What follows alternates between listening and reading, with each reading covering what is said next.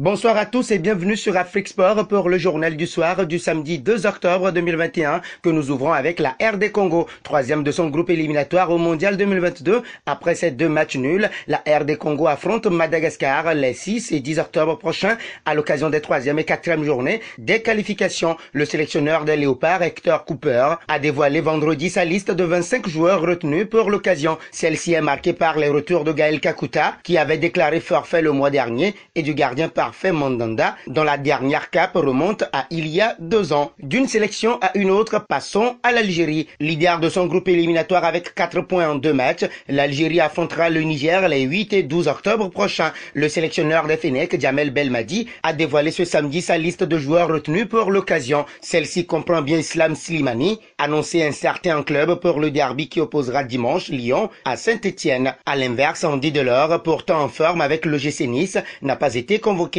On note aussi le retour d'Adam Ounas et de Youssef Attal qui étaient blessés le mois dernier. Prenons la direction de la Première Ligue anglaise. Remplaçant pour Manchester United et Everton, Cristiano Ronaldo est entré à l'heure de jeu sans parvenir à faire gagner son équipe, tenue en échec 1-1. Il est sorti du terrain fou furieux. Malgré son effectif de grande qualité, Ole Gunnar Solskjaer manque d'idées de jeu et le début de saison le confirme. Au coup de sifflet final, c'est un Ronaldo furieux qui a filé au vestiaire, ruminant dans son coin tête basse et ignorant complètement un Andros Townsend venu le saluer. Le milieu de terrain des Toffees a égalisé au bout d'une contre-attaque supersonique et a célébré comme le Portugais. Après la rencontre, tout sourire devant les caméras, il a expliqué être un très grand fan du numéro 7 de Manchester United. Cette colère n'a pas manqué de faire réagir outre-Manche les fans mancuniens, considérant que le joueur de 36 ans n'avait rien à faire sur le banc de touche et qu'il était probablement frustré par le choix de son entraîneur. On prend les décisions pour le long terme, c'est une longue saison et on doit gérer la charge de travail des joueurs. La décision est pour moi une décision correcte,